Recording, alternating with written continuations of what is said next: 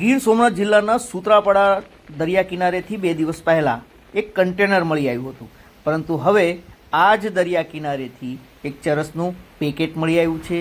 Gir Somnath SOG પોલીસને બાતમી મળી હતી કે સૂત્રાપાડા નજીક આવેલા સી વોટરના પાછળના ભાગમાં જે દરિયા કિનારો આવેલો છે, આ દરિયા કિનારા પર ચરસનું પેકેટ છે, જેને લઈને પોલીસ ઘટના સ્થળ પહોંચી હતી અને અફઘાન ચરસનું 1150 કિલોનું, જે મતલબ કે 1.25 કિલોની આસપાસનું આ પેકેટ છે તે મળી આવ્યું છે.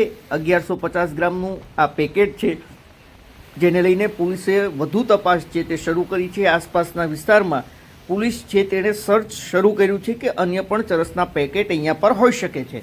જોકે હાલ તો આ એક ચરસનું પેકેટ મળી આવ્યું છે, જે પણ બિનવારસુ છે. મતલબ કે એવું મનાય છે કે દરિયાની અંદર કોઈએ ચરસને ફેંક્યું હશે, જેમાંથી એક પેકેટ છે તે અહીંયા પર કિનારા પર પહોંચ્યું છે. આપને જણાવી દઈએ કે ગત વર્ષ ભૂતકાળમાં પણ આવા ચરસના અનેક પેકેટો છે જે ગીરના અલગ અલગ સમુદ્ર કિનારા પરથી મળી આવ્યા હતા, અને વધુ એક આ પેકેટ છે જે મળી આવ્યું છે. હવે પોલીસ તપાસ કરી રહી છે કે કઈ રીતે આ ચરસનું પેકેટ છે તે અહીંયા પર પહોંચ્યું છે, અને આ સિવાય અહીંયા પર અથવા તો આ દરિયા કિનારાની આસપાસ કેટલાક પેકેટો હજુ પણ મળી શકે છે.